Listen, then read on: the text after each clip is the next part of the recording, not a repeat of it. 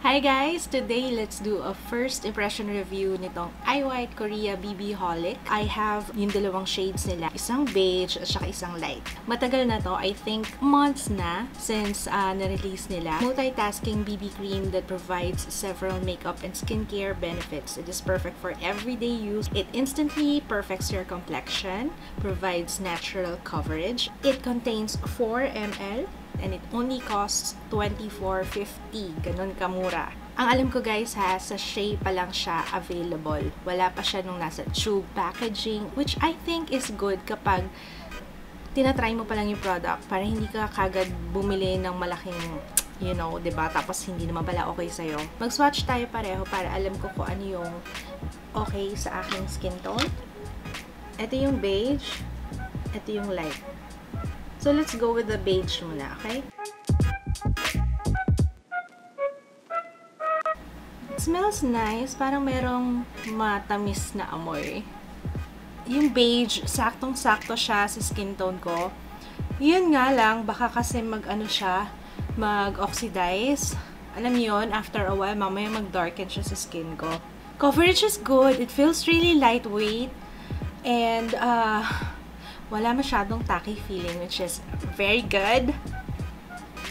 And in comparison dito sa kabila, hindi siya matte. As you can see, diba, may dewiness na nagaganap dito sa side na to, dito sa kabila. Ayan. But it even out my skin tone. Okay naman.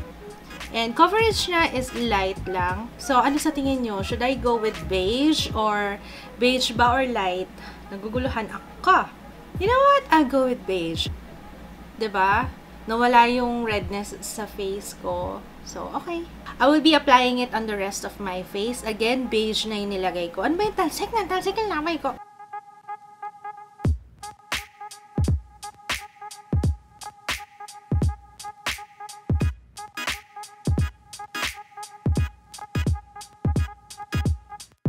Dito sa isang sachet, kalahati lang yung nagamit ko.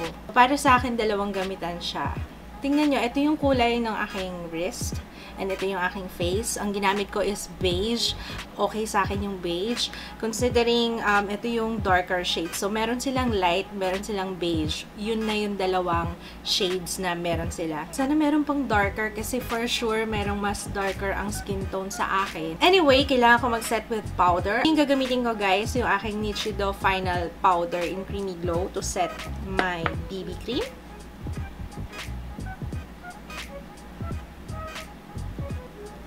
In fairness, this is very lightweight, very comfortable. Wala akong nafe-feel na stinging, wala akong nafe-feel na tacky feeling sa kanya. Talagang okay siya for everyday use. I just hope na papasa siya sa aking oily skin. So, I will be back later for an update. It's now 11:17 AM and mamaya mag-update ako if I have to touch up. Hindi pa tapos yung makeup ko ha. Magme-makeup pa ako. Pero, for now, ayan yung finished product sa aking face. I like it. It's now 5:46 PM. Ngayon pa lang ako mag-update. And, alam nyo, parang, it's really good. Kasi hindi ko kailangan mag-blot ng mag-blot. And, hindi siya bothering sa face. Alam nyo yun? Parang your skin, but better. Alam nyo yun? So, magbablot ako. Kasi right now, after ng ilang oras na ba nakalipas? 5? After 5, 6 hours, dun ko lang na-feel na kailangan kong mag-blot. Pero, it doesn't feel malagkit, lightweight, hindi siya mabigat, hindi siya sticky. Kaya, for me, I think talagang okay siya for everyday use. Yun nga lang, coverage-wise, talagang natural lang siya. Huwag nyong i-expect na talagang matatakpan niya yung mga blemishes. It can even out the skin tone, pero yung blemishes, hindi niya ganun masyadong natatakpan. Alright, so, nag-blot lang ako. Hindi na akong pa-powder. Kasi usually naman talaga hindi ako powder ng powder. Alam niyo, parang feeling ko isa yun sa mga dahilan kaya hindi ako masyadong nag-breakout. Tinatanggal ko lang yung oil sa skin ko. Tapos, okay na sa akin yun. Feeling ko, nakakasama yung powder ng powder. Kasi it can clog pores. Tapos, it can cause breakouts. So, para sa akin, mas okay yung pag nag-blot. yun na. Babalik ako later for my final update. So far, so good. Okay siya sa akin. Tinataas na talaga yung kamay niya para, andito ako guys! Okay guys, last and final update. It's now 8:11 p.m. and it has been 7 ako nag-makeup. So, ilang oras na?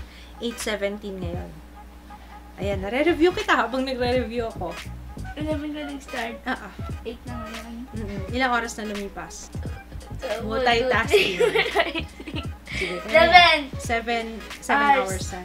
After nung first blot ko, ayun na. Ngayon, tingnan nyo. Non-stop na siya.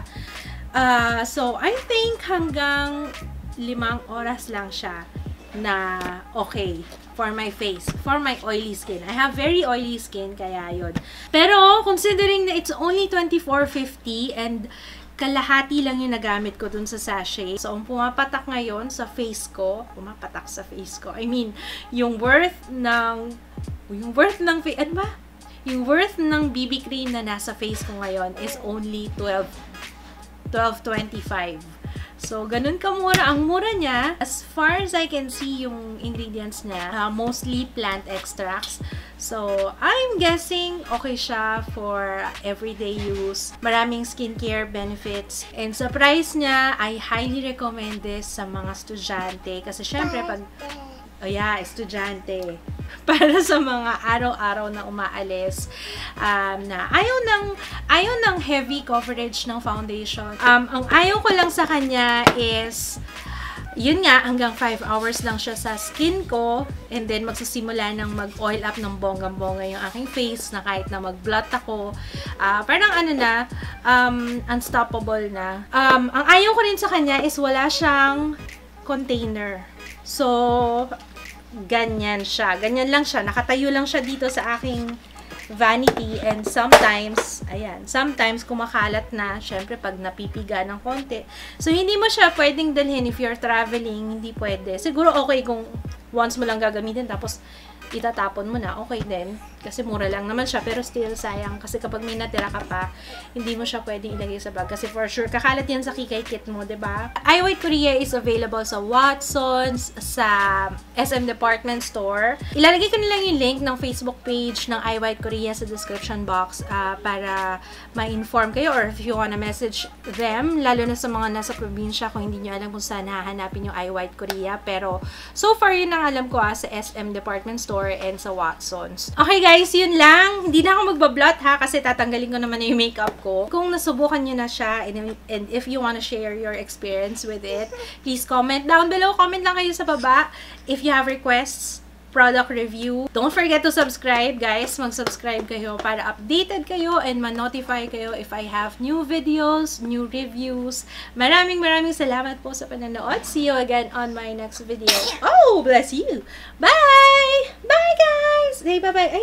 Where's Ju? Bye! Bye! Wow! Nagbababay na nga! Bye! Bye! Jaya, nagbababay na yung kapatid mo. Bye! Hi guys! Today I did 3 looks. Isang date look, office look, and party look using Maybelline The Blush Nudes palette. Sana ma-enjoy nyo